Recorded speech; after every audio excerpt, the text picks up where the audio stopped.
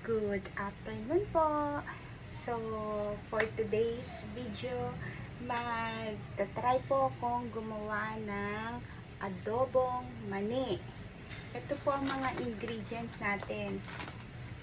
Dahon ng sibuyas,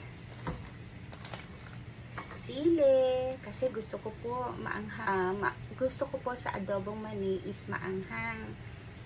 Tapos, bawang po. And then, of course, mani.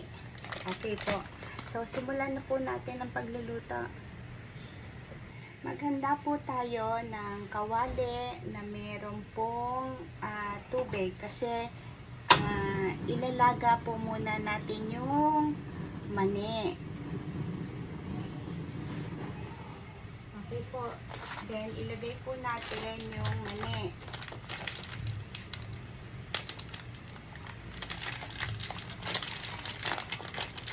Kahit isang kulo lang po. Kasi ang mani, malambot na talaga siya. Lagay na po natin yung mani.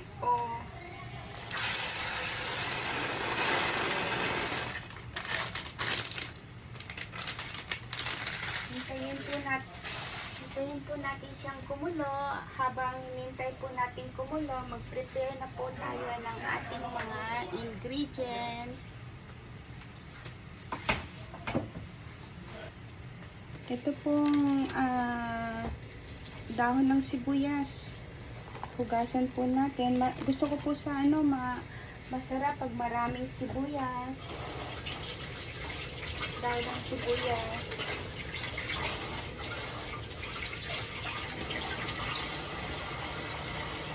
Medyo mura po ang dahon ng sibuyas ngayon. Ito pong nabili ko, ganyan karami, is 15 NT dollar. So, 15 NT dollar, lumalabas po na 25 pesos.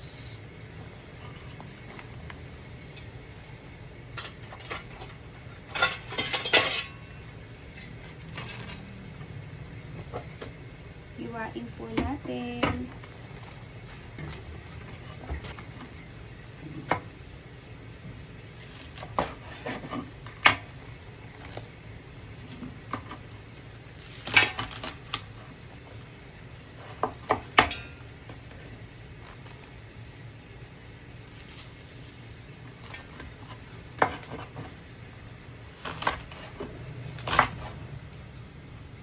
Iwain po natin ng maliliit.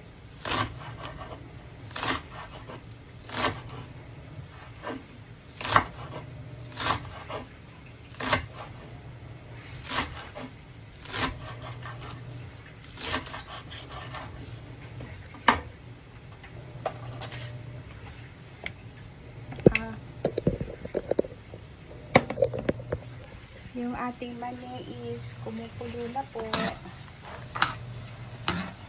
Nakulo na po siya po. Okay na po yun. And then, ating i-drain po natin siya. Mamit po tayo ng strainer.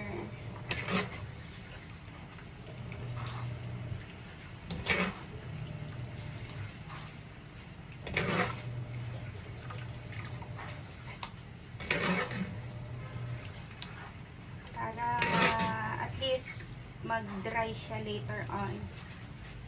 Habang tayo po is naghihiwa ng ating mga gagamitin.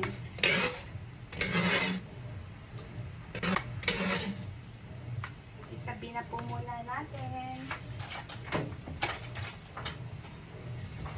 Ito po is malinis naman po yung kawali. So, pwede na po natin itapon lang yung tubig.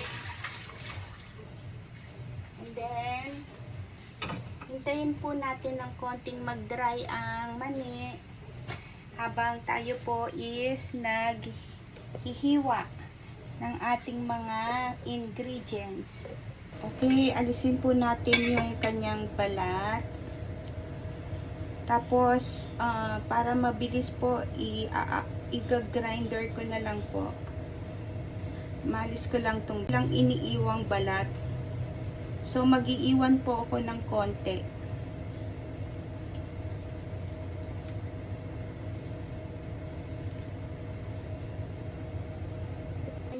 po, simulan nating igisa yung sili muna at yung bawang.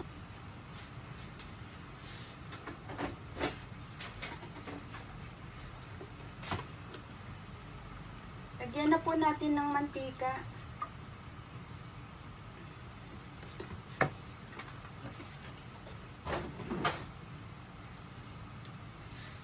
Hintayin po natin mag-init ng konti.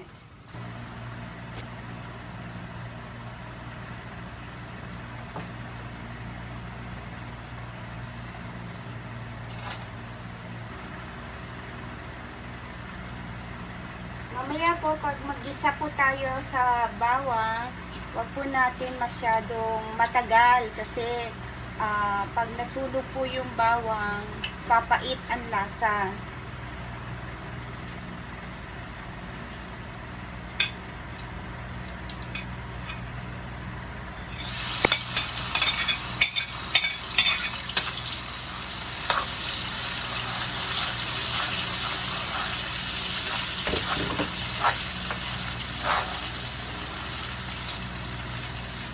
Medyo pahinaan natin ang apoy.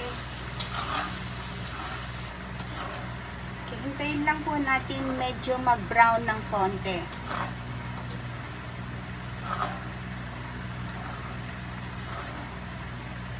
Ang bango po ng amoy. Ang bango ng amoy.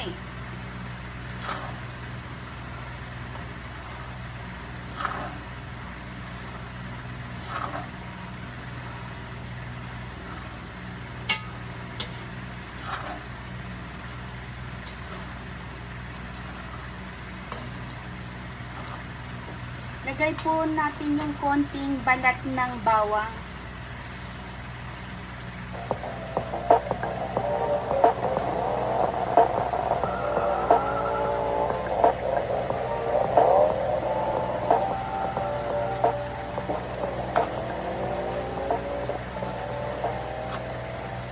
Ang bango.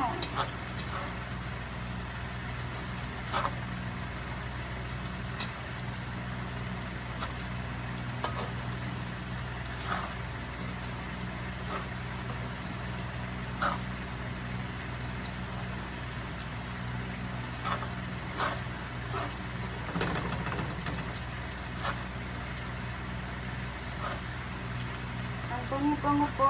So, hanguin na po natin yung bawang muna. Baka kasi masunog. Hanguin muna natin.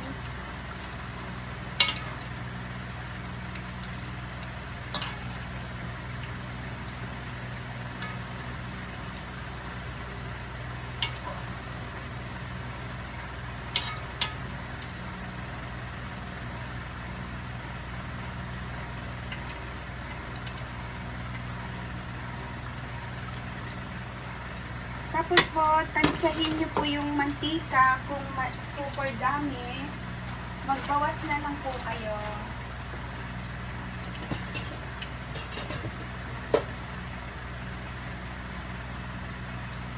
Magbawas na lang po kayo ng mantika kung sa tingin nyo po super dami.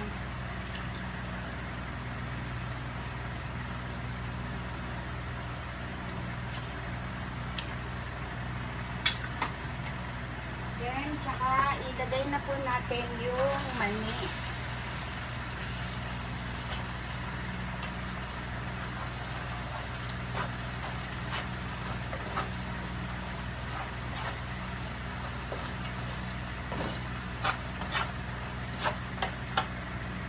Aninang apoy lang po.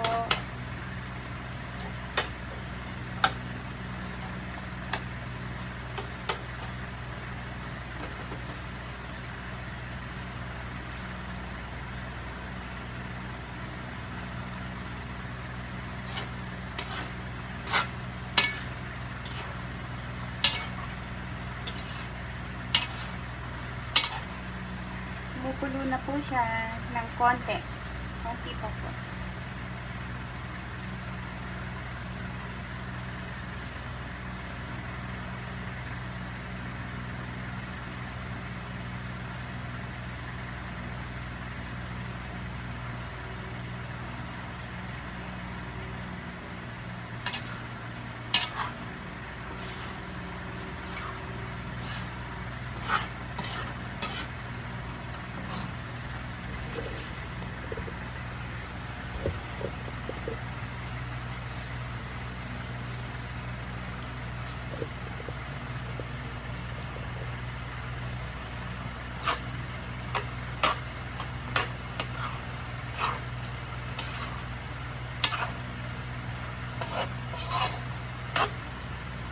Tikman po natin.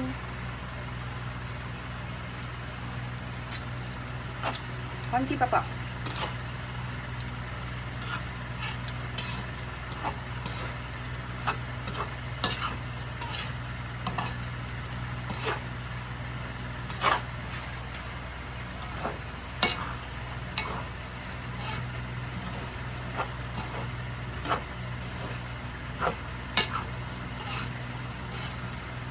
Tapos po, mamaya salain po natin yung mantika.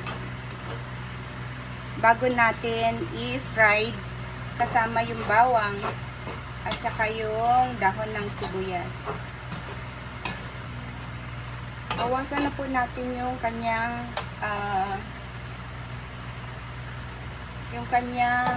mantika.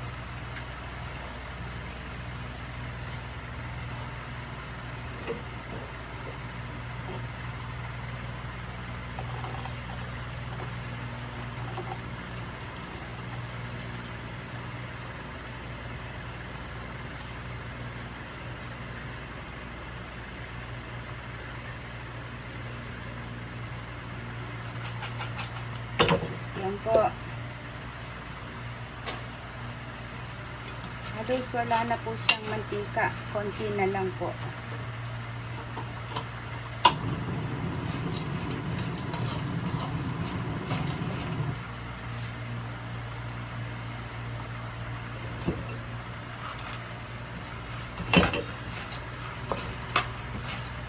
Tapos isama na po natin yung kanyang bawang kanina.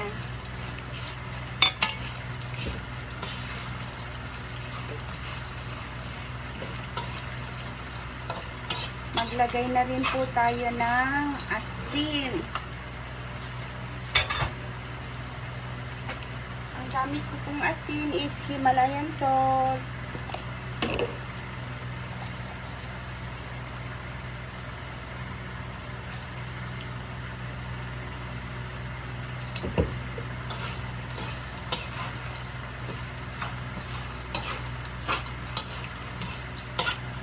Tapos ang sibuyas, dahon ng sibuyas.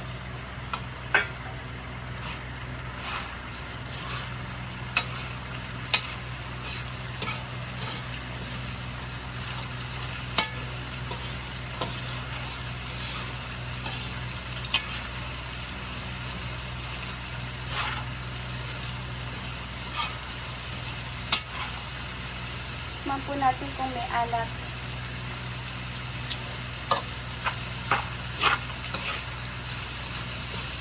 Tama na po yung alat niya.